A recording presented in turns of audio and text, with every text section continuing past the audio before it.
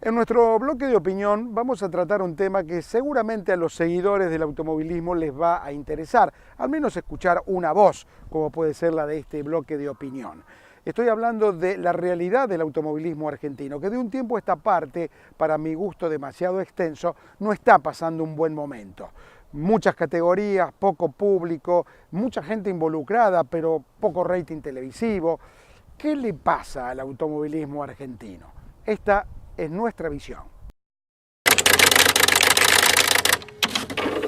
La evolución histórica del automovilismo argentino es clara. La aparición de las cupecitas del TC a fines de los 30 con el duelo de las dos tradicionales marcas norteamericanas, la lucha Galvez-Fangio como emblema de la disputa en los 40, la confirmación de Fangio como leyenda mundial, más la consolidación del TC en la ruta con dominio de los hermanos Galvez en los 50, generaron una base fortísima de la predilección del automovilismo en el gusto del argentino medio.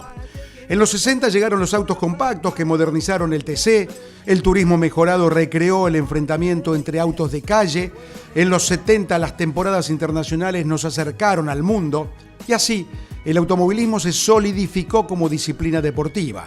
Después, lo más reciente, el TC a los autódromos, la atracción de Carlos Reutemann en Fórmula 1, la irrupción del TC 2000 con autos medianos y modernos y llegó la televisación. A partir de este último hecho, se fue pergeñando una manera diferente de presentar las carreras que pasaron a ser un producto comercial. Hasta hace poco decían que el automovilismo era el segundo deporte en gusto y seguimiento de los argentinos después del fútbol. Hoy, ¿nos animaríamos a ratificarlo? Yo al menos no. Respaldado por números de asistentes a los autódromos y el rating televisivo, creo que en los últimos años el automovilismo mantiene mucha actividad, pero perdió el encanto, dejó de enamorar. Y si es así, la pregunta sería, ¿por qué? Para fundamentar esta hipótesis, tengo muchísimas conjeturas, pero ningún argumento será excluyente y muy probablemente el resultado esté en la suma de todos ellos y de otros más. Decía antes que la televisión pasó a mostrar las carreras como un producto de marketing y sus responsables se esmeran en armar un show. Así, se fue perdiendo la esencia de las carreras, relegada para priorizar el envoltorio de ese espectáculo. Se piensa más en la puesta en escena que en la competencia en sí misma, en los carteles publicitarios y las promotoras antes que en la lucha entre los pilotos, y todo eso fue desnaturalizando la competencia propiamente dicha. Citaré algunos casos de los muchos puntos en cuestión. Empiezo por el TC, que tiene un campeonato con cambios reglamentarios constantes que le quitan seriedad. Pilotos que no se animan a hacer declaraciones críticas que los puedan perjudicar, costos infernales que solo algunas trampas impositivas permiten que tantos pilotos continúen corriendo, volantes que dicen en privado lo que no se animan a manifestar en público, o arman operaciones de prensa, un rating de 3.8, esto fue en la final de Concordia, lucha de marcas ficticias, solo para el imaginario popular, porque ni los Ford son Ford, ni los Chevrolet son Chevrolet. ¿Y el Super TC 2000? Le cambió de nombre a lo más importante que había logrado, su propia identidad después de muchos años. Un duelo de marcas simulado, porque los motores son los mismos para todos por igual, sostenida con equipos oficiales que le dan un perfil diferenciador, pero que, entre otros aspectos, cuidan que sus pilotos no hagan comentarios críticos, con un público cada vez más esquivo. En definitiva, no va.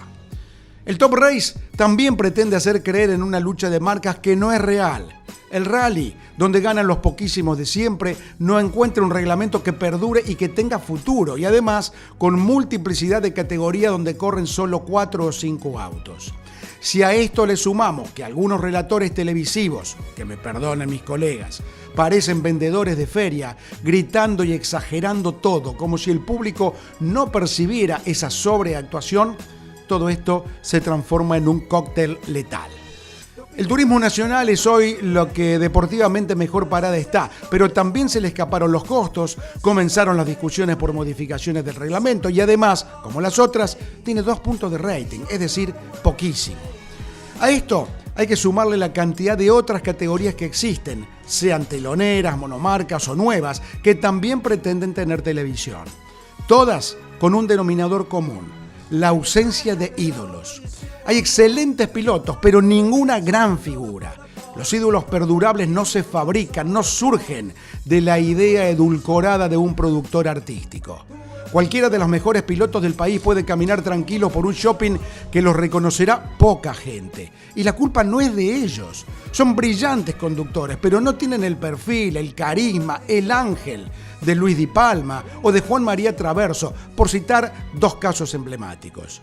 Pero también es cierto que tanto Luis como Juan María eran polémicos, discutidores, enfrentaban el poder porque tenían el poder de sus trayectorias y sus pergaminos, y lo hacían valer.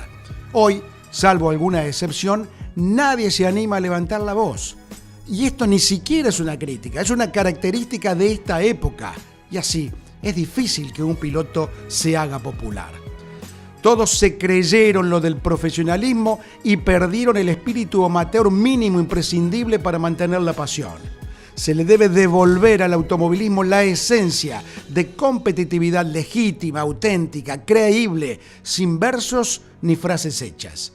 Ese espíritu que solo perdura en los zonales, donde el piloto, con esfuerzo, durante la semana prepara su propio auto y muy temprano al día siguiente está abriendo su negocio para comenzar su labor cotidiana.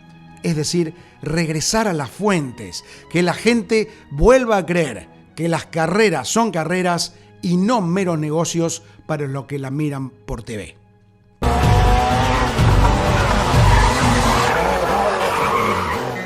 Opinión, información, novedades, pruebas. Esto es Desde Boxes Ya, una revista semanal que va rumbo a 22 años consecutivos. No es poco, ¿eh? Nos reencontramos la semana que viene. Hasta entonces, muchas gracias.